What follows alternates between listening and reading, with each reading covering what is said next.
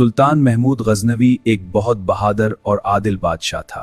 बहादुरी के साथ साथ वो अपनी नेकी, रहम दिली और इंसाफ पसंदी की वजह से भी मशहूर था। उसकी आदत थी कि वो भेस बदलकर रात के वक्त शहर की गलियों और कोचों का चक्कर लगाया करता था, ताकि रियाया के हालात से बाखबर रहे और उनकी तकलीफों का अंदाजा कर सके।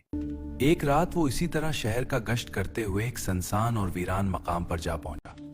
वहां उसने देखा कि 4 आदमी आहिस्ता आहिस्ता आपस में बातें कर रहे हैं।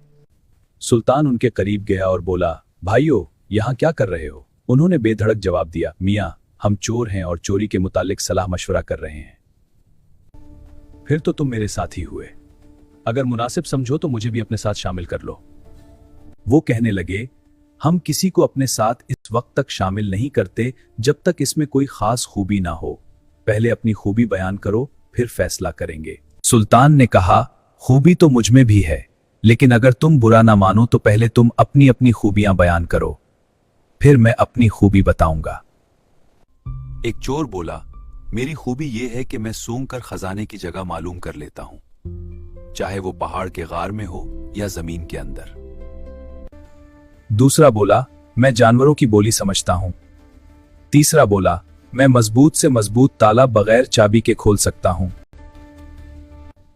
चौथा बोला, मैं जिस शख्स को एक बार देख लूं, चाहे अंधेरे में ही क्यों ना हो, दोबारा देखने पर फौरन पहचान लेता हूं। यह सुनकर सुल्तान ने कहा, मेरी खूबी यह है कि अगर कोई मुजरिम फांसी के तख्ते पर भी खड़ा हो और मैं जरा सा सर हिला दूं तो वो फौरन रहा हो सकता है। चारों चोर हैरान भी हुए और खुश भी। कहने लगे, तुम तो हम सबसे बढ़कर निकले, अब हमें किसी बात का डर नहीं।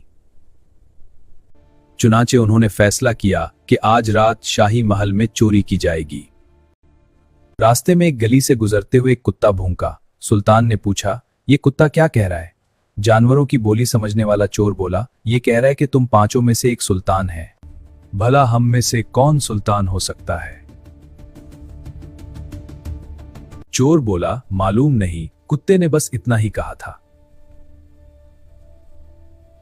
एक चोर ने सूंघकर खजाने की जगह मालूम की, दूसरे ने ताला खोला और उन्होंने अशरफियां और जवाहरात समेट लिए, मगर सुल्तान के कहने पर एक कीमती हीरा संदूक में छोड़ दिया। वो सब जंगल में अपने ठिकाने पर पहुंचे और माल को 5 हिस्सों में तकसीम किया। सुल्तान ने अपना हिस्सा ये कहकर वापस कर दिया कि दोस्तों, तुमसे मिलकर मुझे खुशी हुई है, ये हिस्सा मेरी तरफ से तुम्हारे लिए तोहफा है।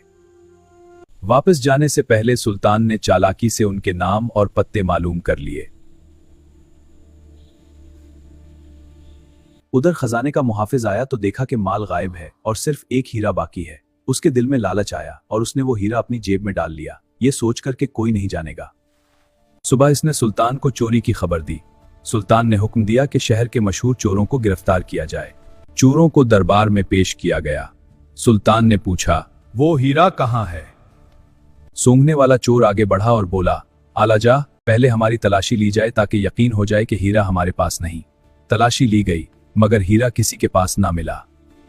फिर चोर ने कहा, हीरा उसी दरबार में मौजूद है। मुहाफिज खजाना की खुफिया जेब में एक डबिया है, हीरा उसी में है।